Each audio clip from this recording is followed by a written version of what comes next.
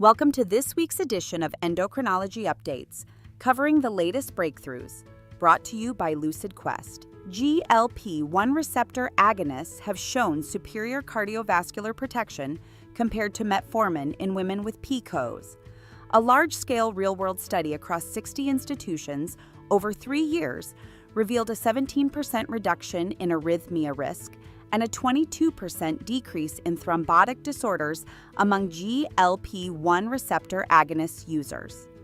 The FDA has officially approved Susvimo as the first continuous delivery treatment for diabetic retinopathy.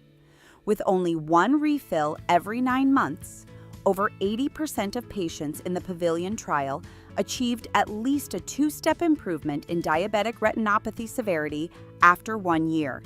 Bromocriptine is emerging as a viable option for managing type 2 diabetes.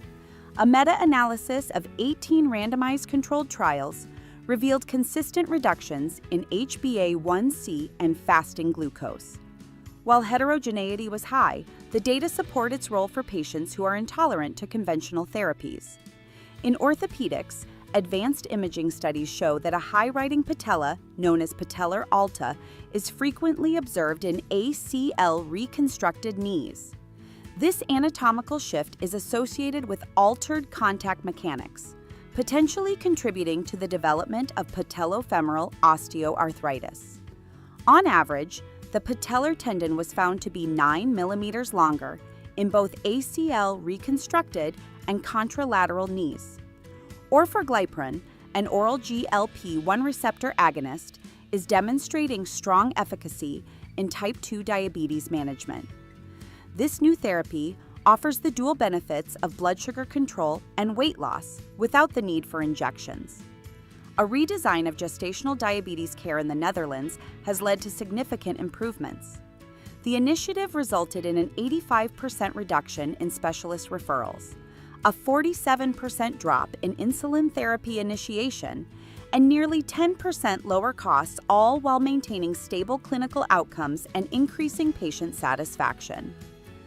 The Body Shape Index, or ABSI, is now linked to osteoporosis risk. Data show that individuals in the highest ABSI quartile had almost double the risk compared to those in the lowest. This nonlinear association suggests that ABSI could be a valuable early screening metric for bone health assessment.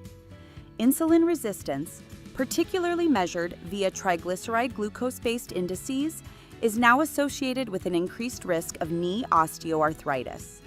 In contrast, homeostatic model assessment for insulin resistance did not show a significant correlation. These findings underscore the metabolic dimensions of osteoarthritis, especially in patients with type 2 diabetes. And finally, machine learning models are identifying key risk factors for hypoglycemia in patients with type 2 diabetes. The most influential predictors include insulin therapy, longer duration of diabetes, and decreased kidney function. SHAP analysis enhanced the interpretability of these models. Notably, 32% of patients reported at least one hypoglycemic episode. Stay ahead in endocrinology research. Like, share, and subscribe for weekly updates. Visit lqventures.com or email